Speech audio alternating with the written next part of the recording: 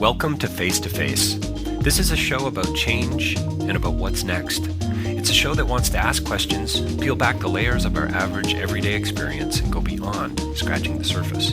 We interview amazing people with incredible ideas and stories who have done wild, weird, and wonderful things. Remember that imagination shared create collaboration, and collaboration creates community, and community inspires social change. I'm David Peck, and this is Face to Face.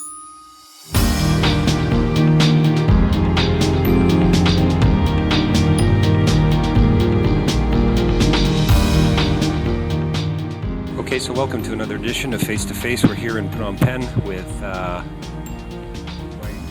Wang. I wanted to say Vang, but Wang, our translator, and Chum Mey, who prefers to be called Chum Mey, is apparently his nickname. And Chum Mey, his history is that he is one of the last two survivors from S-21 or Tuol Sleng, the genocide museum currently, and I think we're going to let him tell us a little bit more about that. But again, currently in Phnom Penh for another interview. So thank you for joining me and for your time, and we really appreciate it. បាទអញ្ចឹងគាត់អរគុណពូដែលបានចូលរួមសម្ភាសជាមួយគាត់ហ្នឹងអរគុណដែលបានមានវត្តមានជាមួយគាត់ហើយនឹងចំណាយពេលវេលាសម្រាប់ជួបគាត់ ខ្ញុំក៏អរគុណគាត់ដែរដែលគាត់បានមកពីកាណាដាដើម្បីមកយកព័ត៌មានពីរូបខ្ញុំដែលជាជនរងគ្រោះនៅសារមន្ទីរទួលស្លែងអញ្ចឹងណា He also thank you for coming to see him to get information from him, personal story from him in Phnom Penh at Tuol Sleng prison here. ហើយយើងសង្ឃឹមថាគាត់យករឿងរ៉ាវហ្នឹងទៅផ្សព្វផ្សាយឲ្យប្រទេសកាណាដាបានដឹងច្រើនពីរបបខ្មែរក្រហម3ឆ្នាំ8ខែ20ថ្ងៃប្រទេសហ្នឹងវាអត់មានច្បាប់ទេ So he hoped that you will get the news from him and spread around in Canada about what happened in Cambodia in late 70s done by the Khmer Rouge. That during that time Cambodia had no law at all. So sitting here in the courtyard of where you were held a prisoner for 2 months, even today, what are some of the feelings that you're still dealing with, that you're still feeling here and here? ក៏សួរពូថាពូជាប់ឃុំនេះរយៈពេលប្រហែលជាង2ខែមែនទេ 4ខែ សរុប4ខែ 12ថ្ងៃ Okay, he said totally he stayed for 4 months and 12 days. Okay. ហើយសំណួររបស់គាត់ក៏សួរថាតើដល់ពេលពូត្រឡប់មកវិញនេះមានអារម្មណ៍យ៉ាងម៉េចដែរនៅកន្លែងដែលពូធ្លាប់ជាប់ឃុំឃាំងពីមុនណាឥឡូវហ្នឹងពូមានអារម្មណ៍យ៉ាងម៉េចដែរពីមុនមកដែលយើងមិនទាន់បានដាក់ពាក្យបណ្ដឹងទៅសាលាក្តីសូម្បីតែ VOA អាស៊ីសេរីនិយាយពីរឿងខ្មែរក្រហមយប់គឺតែយំរាល់យប់យើងយំ He said that now he's feeling better, especially before the Khmer Rouge tribunal was established in 2006. He did not feel well before that. He always cried a lot when he heard about the news of the Khmer Rouge. He heard about VOA broadcasting or Radio Free Asia. But now he's feeling better after the tribunal was established. Yeah. បានដាក់ពាក្យបណ្ដឹងទៅយើងសប្បាយចិត្តណាស់ឥឡូវហ្នឹងសាលាក្តីគេរកយុត្តិធម៌ឲ្យយើងសប្បាយចិត្តមែនតើ So he himself also filed a complaint to the Khmer Rouge tribunal to find justice for him. And then the tribunal is trying to get him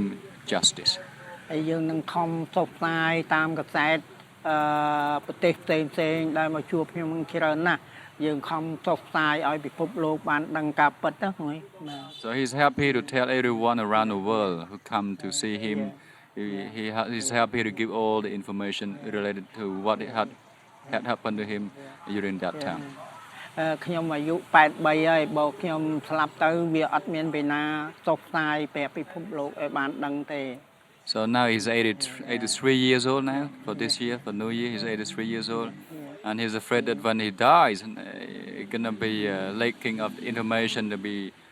spread around the world but luckily now he's still alive. យើងត្រូវតែនិយាយការពិតឲ្យពិភពលោកបានដឹង So he has to tell the truth to the whole world. រាល់ថ្ងៃហ្នឹងយើងអត់ខ្លាចស្លាប់ទេ យើងអាយុ83ហើយអត់ខ្លាចស្លាប់ទេ So it's good if he has told information to the world, and he's now 83 years old, so he's not afraid of dying. He's a bit old now. យើងបារម្ភដែរបារម្ភខ្លាចដែរព្រោះយើងអត់ដឹងថានរណាស្អប់យើងនរណាស្រឡាញ់យើ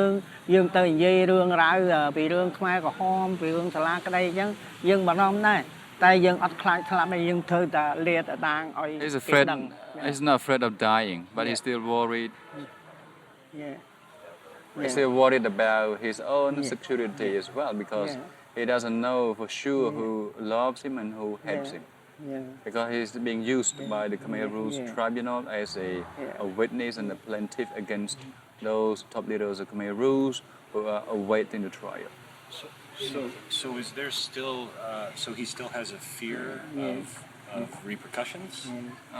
from Khmer Rouge leaders or Khmer Rouge the Khmer Rouge influence. ហងៃអ៊ំមានបារម្ភអំពីថាសុវត្ថិភាពអ៊ំដែលអ្នកដែលគេពីមុនហ្នឹងគេធ្លាប់ធ្វើការនៅខ្មែរក្រហមគេស្អប់គុំអ៊ំអីអញ្ចឹងដែលបកស្រាយរឿងរបស់គេណាមានបារម្ភនឹងសុវត្ថិភាពរបស់អ៊ំផ្ទាល់អត់ទេយើងបារម្ភរាល់ថ្ងៃហ្នឹងយើងបារម្ភដែរព្រោះកន្លែងនេះគឺថាវាកន្លែងប្រជុំជនយើងអត់ដឹងនរណាគេគោលបំណងប្រុងសម្រាប់យើងអត់ដឹងទេ He's still worried about his own security because this is city and then he doesn't know who loves him who hates him so he still worries about that ឧទាហរណ៍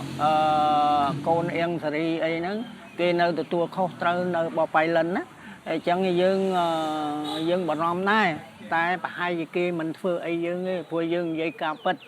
For example like the son of Ieng Sari the former minister of foreign affairs of Khmer Rouge who still has some power working in pilot areas near Cambodian Thai border and but he think probably he won't hate him because he is saying the truth to the outside world. What do you still feel when you come here every day to visit with tourists and sign your books? What do you still feel about this place? ក៏សួរអ៊ំថាតើអ៊ំមានអារម្មណ៍យ៉ាងម៉េចដែររាល់ថ្ងៃនេះពេលដែលមកទីនេះរៀងរាល់ថ្ងៃអញ្ចឹងមកជួបជាមួយភ្ញៀវទេសចរហើយចុះតែខាសភៅបងអ៊ំអញ្ចឹងអ៊ំមានអារម្មណ៍យ៉ាងម៉េចដែរយើងអារម្មណ៍របស់យើងរាល់ថ្ងៃយើងសប្បាយចិត្តមែនទែនដោយសារយើងជួបបរទេសច្រើនហើយជួបអ្នកខ្សែច្រើនហើយគេមកទិញសភៅយើងគោលបំណងរបស់ខ្ញុំចង់បានសភៅហ្នឹងដើម្បីផ្សាយឲ្យពិភពលោកបានដឹងឲ្យក្មេងជំនាន់ក្រោយបានដឹងបាទ So at the moment he's feeling so happy to see the foreigners coming here to see the journalists coming here and he has the books published. It's a good news to be spread around to everyone around the world to hear about his own story. គេចង់ដឹងរឿងជីវិតជនរងគ្រោះជំនាន់3ឆ្នាំ8ខែហ្នឹងយ៉ាងម៉េចអីយ៉ាងម៉េចគាត់បើកសភៅហ្នឹងមើលឃើញដឹងហ្មង So if people are interested in the story which took place for 3 years 8 months and 20 days under the Khmer Rouge time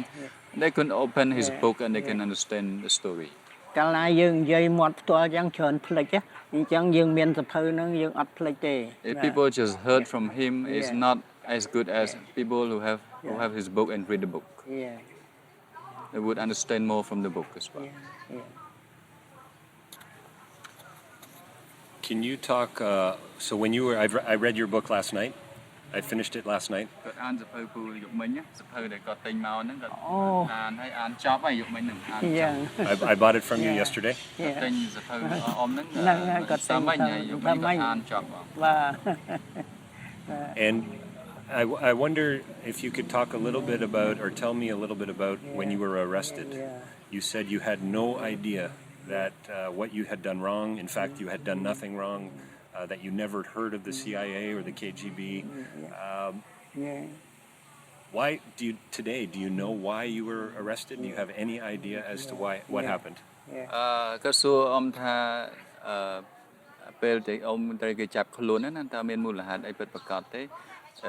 គេចោទអ៊ំថាអ៊ំជាសមាជិក CIA ឬក៏ KGB អញ្ចឹងទៅ ប៉ុន្តែបន្តហងៃនេះអាចមាន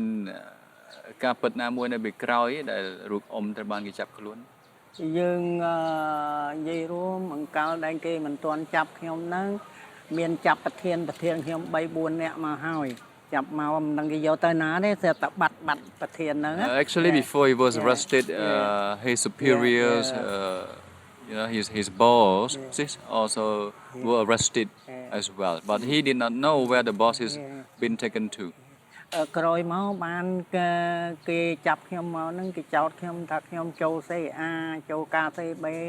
បាទហើយយើងអត់ស្គាល់ថា CA ហ្នឹងស្អីការ CB ហ្នឹងស្អីយើងអត់ស្គាល់ Later on he was arrested as well and he was accused as a member of CIA and KGB but in fact he knew nothing about this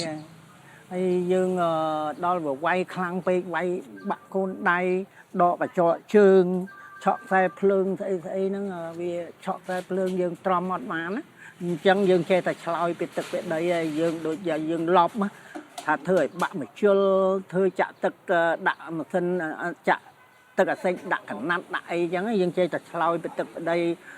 ឆ្លោយដាក់គេអានេះមួយអានោះមួយតាមការពិតខ្ញុំអត់ដឹងទេចេះតែឆ្លោយទៅទេបាទ So in fact he knew nothing about what he had done wrong he didn't know it at all and he thought he made no mistakes at all but after he was tortured like his little finger broke after he got beaten and the toenails got pulled away and then he got the electrical shock in his ears so he had no choice so he had to say some confessions he even said some connection to other people as well because after receiving these bad torturing ways by the soldiers of Khmer Rouge ព្រោះ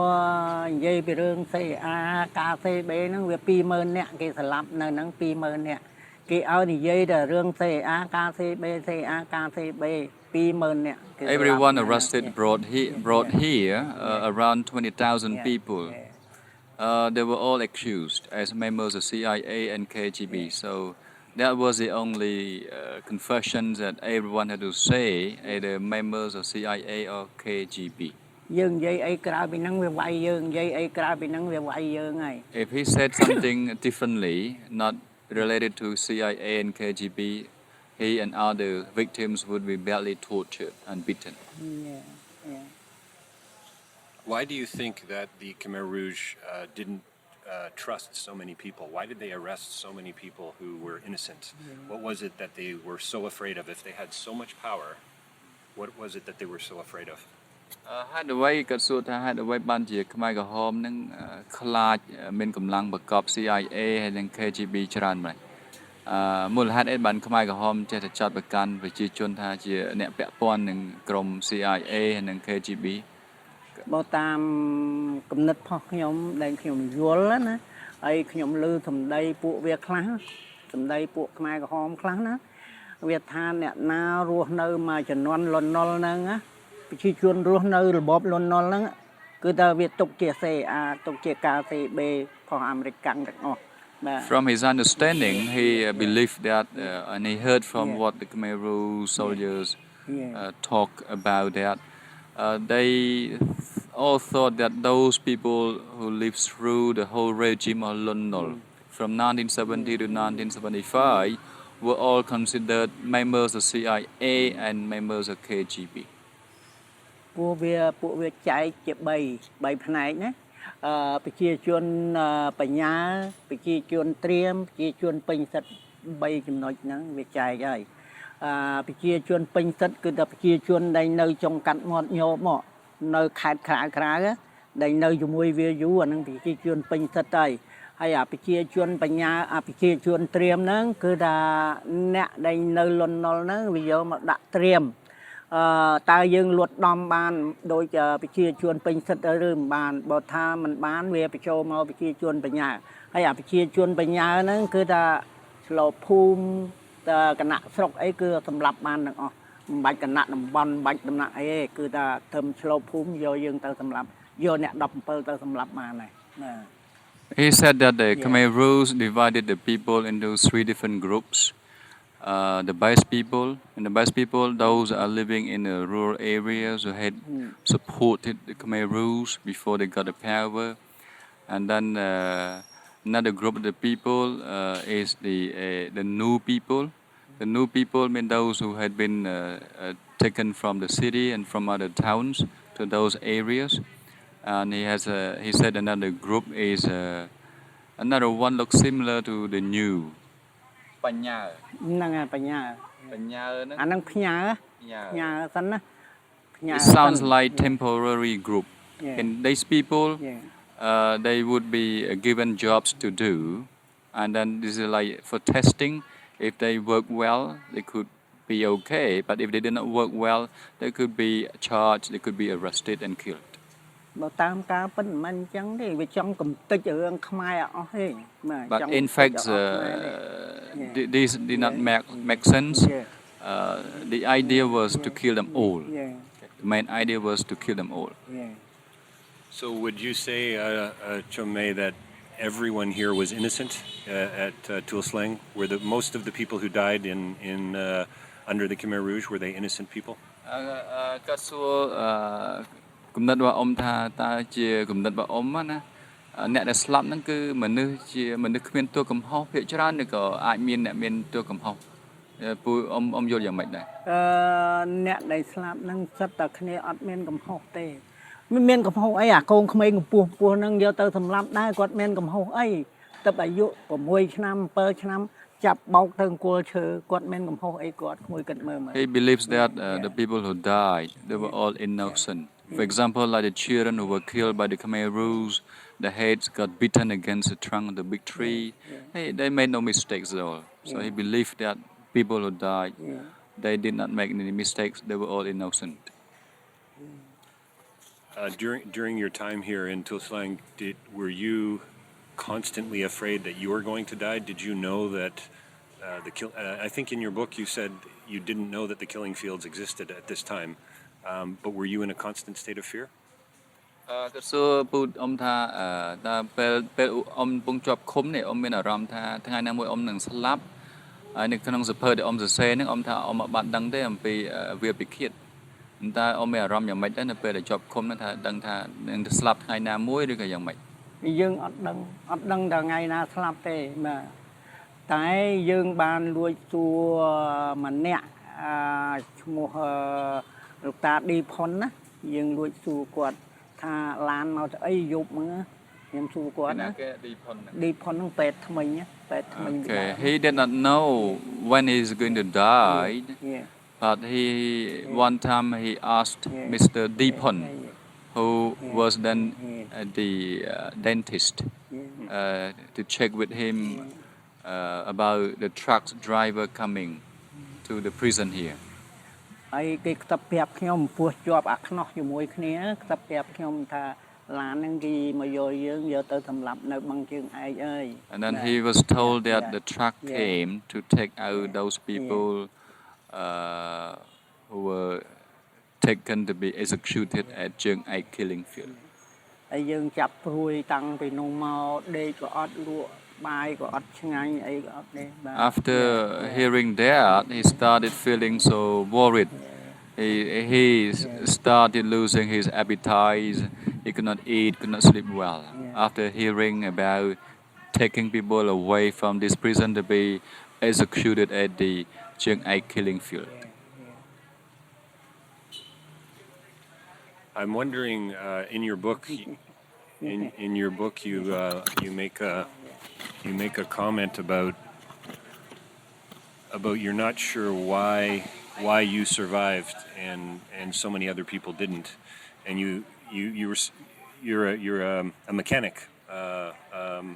craftsman fixing the typewriters. So that was a reason why you survived. But do you ever think about the spiritual side of things and say, from a Buddhist perspective, that there was some other force at work? Does that make sense? នៅក្នុងសភៅគាត់អានរបស់អ៊ំហ្នឹងគាត់ឃើញអ៊ំហ្នឹងរស់រានមានជីវិតដោយសារតែអ៊ំមានទេពកោសល្យខាងជាងជួសជុលម៉ាស៊ីនអង់គ្លេសលេខណានៅរបៀបមួយទៀតអ៊ំមានគិតថាអ៊ំអាចរស់រានមានជីវិតដោយសារតែមានព្រះជួយមានពលឹងអីឬក៏ជាដូនយតាអីជួយយើងឲ្យរស់រានមានជីវិតទេឬក៏មកពីយើងមានប័ណ្ណពិសោធន៍អញ្ចឹងបានវាទុកមិនសម្រាប់អ៊ំព្រាបយើងវាផ្សំគ្នារឿងហ្នឹងវាផ្សំគ្នា dương bon pre nực đo cái Phật sát na tại chẳng hay dương nực đo con mà ai con là phục đành chăm dương bị túi máu xong mọi cột mọi chui thử mấy cái đo dương ở bàn Phật bị là bọp cặp sầm lập nâng tì mùi tì pía đòi xa dương ban che chua chua là nâng của ông li lê nâng anh men bên ai che chua chua là nâng ấy mẹ không che chua chua là nâng thì chẳng dương chua chua là nâng hai việc tục dương phờ thần từ tuol tục phờ tới con to bằng nạ xe nâng con to Việt Nam cây trâu mọi đó ban về chơi liệt tranh từ. He said that the reasons behind his surviving. There are two things together. First, he always prayed to the Buddha, he prayed to the God, he prayed to the parents, and he prayed to all the spirits to save his life. Second reason, because of his own practical skills, he could manage to fix the typewriter machines, the typewriting machines, which there were not many people who could do this work. So he did good job. That's why they spared his life. They did not kill him yet at that time. And until the Vietnamese and the liberation teams came, he was taken away by the Khmer Rouge soldiers, and then he made an escape. That's why he was lucky to survive. In your book, you say that when they came to arrest you, you were actually getting prepared to go. They lied to you. They told you that you were going to be going to fix, I think, some vehicles. You had your tools. You were preparing to go, and when they came, they said, "Joe, you can leave that there. You're coming with us." And you say in your book that you can't deny Angkar. What did exactly that mean for you, but also for other Cambodians? Cái năng cái tích tay tăng ôm ấy chuột chuộtเลยchứ nên đoạn chôn ấy cái năng ôm bên ôm bọc co chuột chuột hai strap bây giờ này hay ôm trai ban cái chặt tăng ở để chuột chuột đoạn chôn này cái lại nè đấy hay ôm nên không dập phớt nó ôm bên bờ sa tha vay để kê bề chia ôm phơi cứ ôm mình ai phải được side Angkar bán này cứ Angkar ai thưa ấy ôm đơn phơi chẳng ấy tại khả năng ram ôm kíchอย่างvậy đấy dương thơ tật phơi chẳng bộ dương bạc cây cái vô dương thơ thầm lắm á apel nắng á dương bạc cây ấp man đấy. So there was no an excuse to deny Angkar. So what everyone told by Angkar, whatever Angkar wanted people to do, everyone had to do it. Otherwise, they were killed by Angkar. And was Angkar just the government, or was that? ពាក្យថាអង្គការនឹងនៃពិតប្រាកដសំដៅអីហ្នឹង អង្គការកាលមុនខ្ញុំអត់ស្គាល់ដែរគេចលះខ្ញុំទៅប្រែកក្តាមកូនខ្ញុំឈឺក្តៅរាកដល់ហើយគេថាឲ្យទៅសុំពេទ្យទៅសុំថ្នាំពីអង្គការតែនោះគេឲ្យទៅសុំពីអង្គការតែនោះគេឲ្យទៅសុំពីអង្គការយើងអត់ស្គាល់អង្គការស្អីហ្នឹងអត់ស្គាល់ទេរហូតដល់យើងបានចូលសាលាក្តី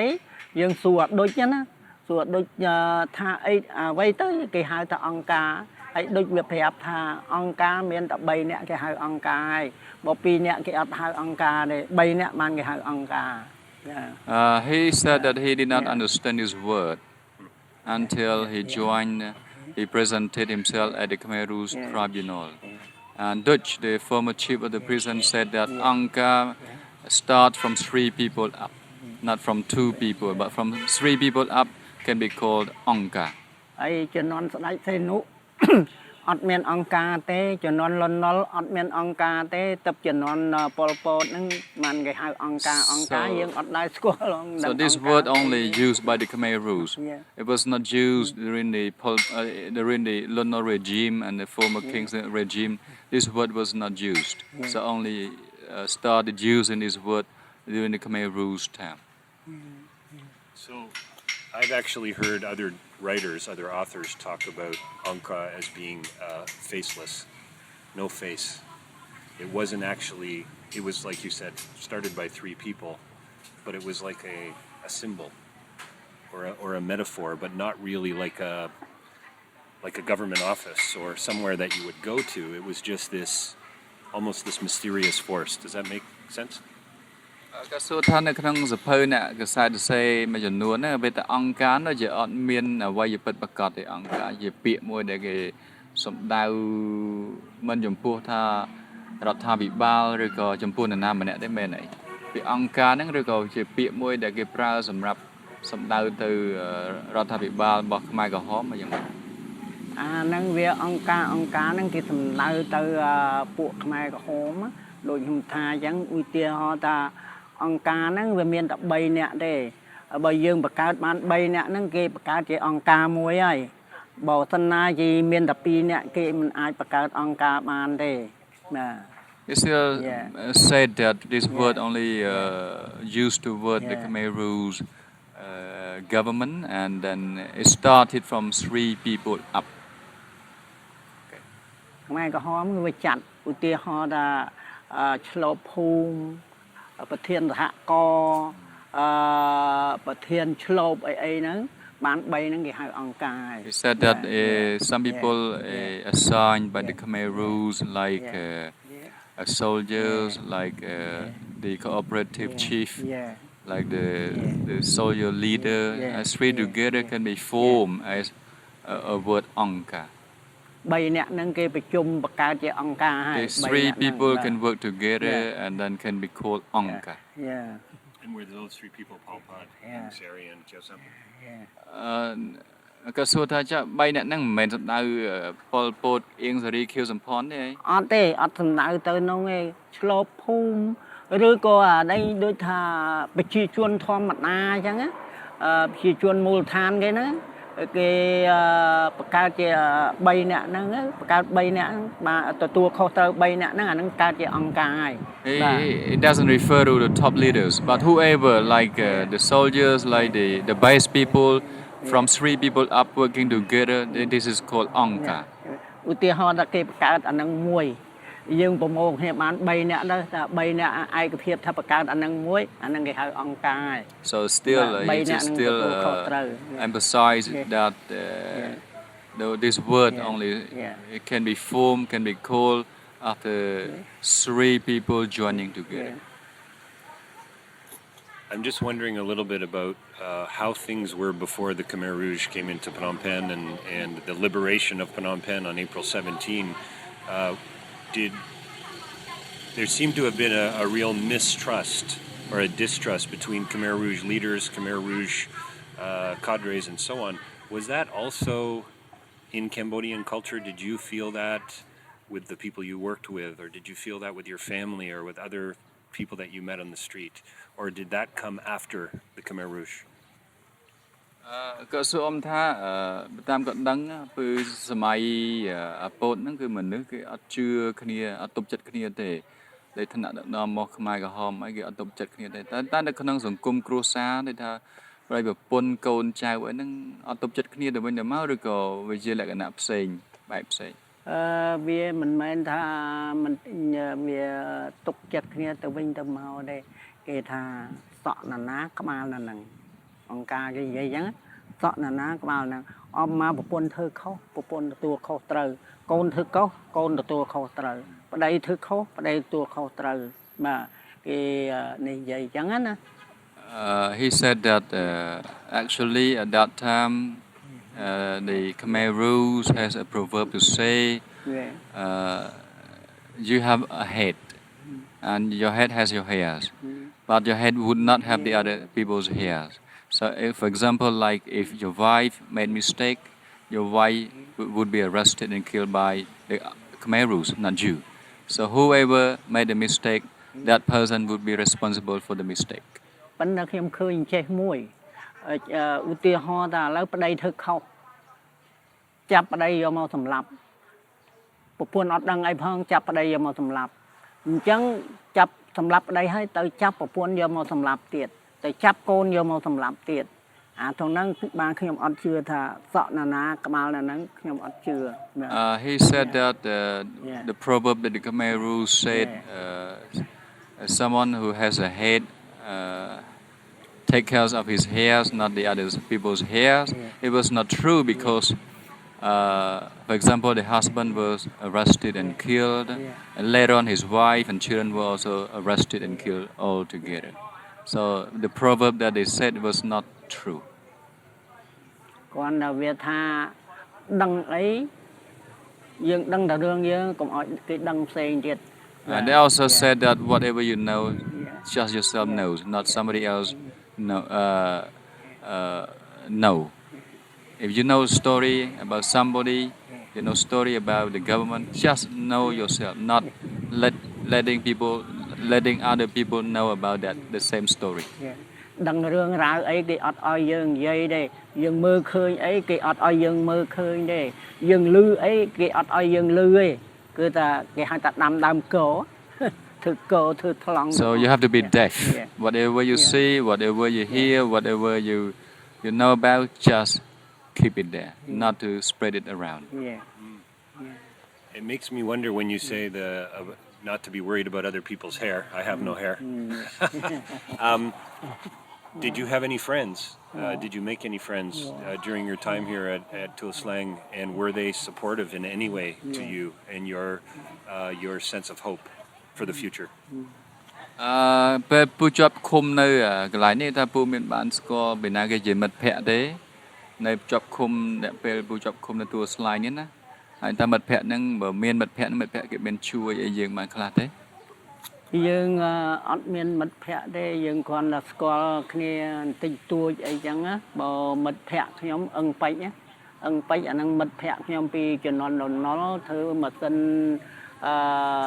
នៅខាងគមនាគមន៍ដូចគ្នាជួសជុលម៉ាស៊ីនត្រាក់ទ័រជួសជុលម៉ាស៊ីនឡានពេលដែលខ្ញុំចូលមកហ្នឹងគេឲ្យខ្ញុំទៅធ្វើការក្រោយជួបលោកពេជ្រហ្នឹងលោកពេជ្ររេដៃអត់ឲ្យនិយាយរកគ្នាទេបាទ When he came in here into the prison here, he met one of his friends who used to work together. He was a mechanic of fixing tractors and some cars. But when he came in and he saw him, Mr. Ung Peck did not say anything to him, but just waved to him. So that means that Ung Peck did not want him to say anything to him, just ignore, just pretend not to know each other. But it was just a sign that they know each other by waving the hands. ហើយយើងអ្នកទោសហើយអ្នកទោសយើងនិយាយអីtúលមកគ្នាអញ្ចឹងអត់បានទេនិយាយអី3នាក់អត់បានព្រោះយើងអ្នកទោសវាអត់ឲ្យនិយាយគ្នាទេ As prisoners here, prisoners not permitted to talk to each other. So that means no communication between 2 or 3 prisoners together.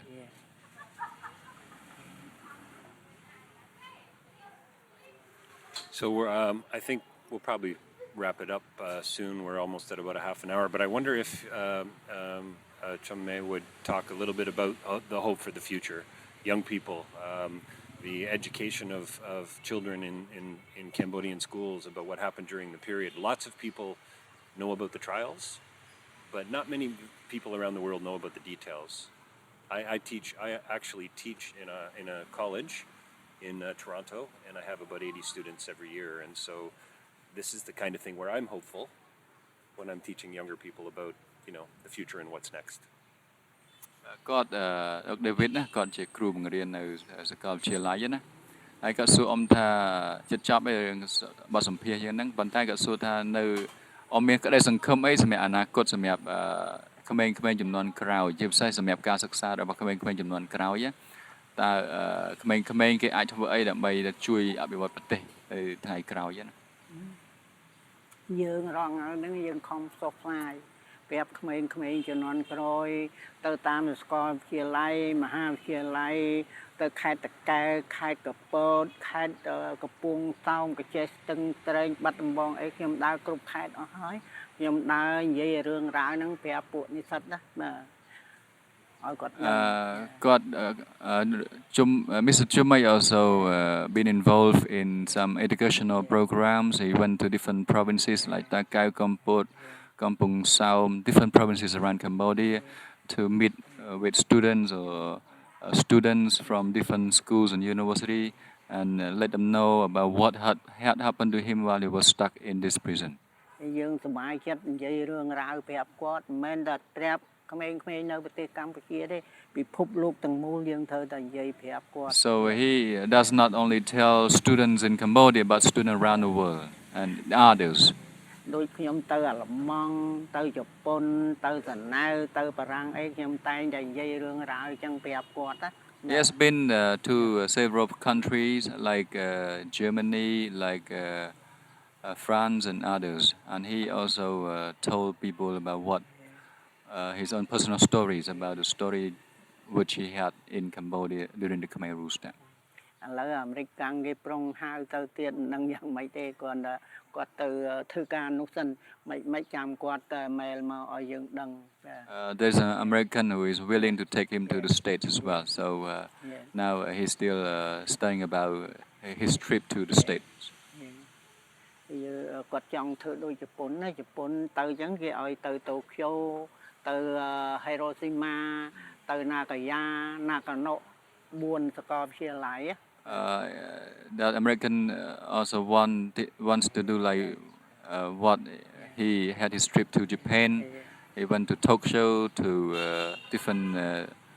universities in Japan for different universities. So his trip to the state would be like similar. Maybe he's gonna be visiting different universities and meeting students there.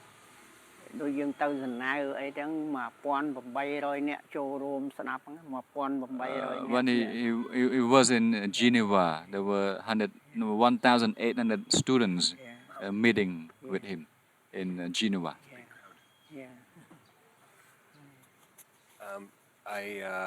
I wonder, do you think that something like this will happen again? Not in Cambodia necessarily, but around the world. Since the 70s, there's been Bosnia, there's been Rwanda, there have been episodes of genocide. But do you think human beings are smart enough not to do this again? គាត់សួរថារឿងរ៉ាវដែលកើតនៅស្រុកខ្មែរនេះតើវាអាចនឹងកើតឡើងតទៅទៀតទេមិនសំដៅថាប្រទេសខ្មែរទេតើវាអាចកើតឡើងទៅក្នុងប្រទេសផ្សេងៗនៅទូទាំងពិភពលោកទេតែជាកន្លងមកនោះវាមានកើតនៅប្រទេសរវ៉ាន់ដាប្រទេសអាហ្វ្រិកអីចឹងណាតែអ៊ំគិតថារឿងដដែលនេះដូចមនុស្សដែលមនុស្សទូទៅមនុស្សវាយល់ដឹងពីអ្វីដែលកើតឡើងពីមុនហ្នឹងណាប៉ុន្តែអ៊ំគិតថារឿងដដែលនេះអាចនឹងកើតឡើងតទៅទៀតទេនៅអនាគតនៅប្រទេសផ្សេងឬក៏ប្រទេសកម្ពុជាចឹងយើងថាมันអាចកើតទៅទៀតបានទេព្រោះឥឡូវហ្នឹងពិភពលោកទាំងអស់គេមិនចង់ទៅទេរឿងកុំនេះនឹងគេចង់មកខាងសេរីហ្នឹងឯងខាងសេរីវាមានសិទ្ធិដើរហើរការហូបចុកការជួបជុំបងប្អូនអីបានទាំងអស់តែប្រទេសកុម្មុយនីសគេអត់ឲ្យយើងដើរពេលទឹកពេលដីអត់ឲ្យមានជិះឡានទៅខេត្តនេះខេត្តនោះអីអត់ទេប្រទេសកុម្មុយនីសអញ្ចឹងគេអត់នេះទេគេអត់ចង់បានទេ Mr. Chum Mey strongly hopes that this would not happen again in Cambodia and around the world because most people now preferring to have free countries, not the communism like what happened in Cambodia. So people understand about the free countries, which people have more freedom of movement, freedom of eating, meeting friends, which are different from the communist country. So he hopes that this will not happen again in the world. Well, we can end the interview here. Can I say thank you? Thank you.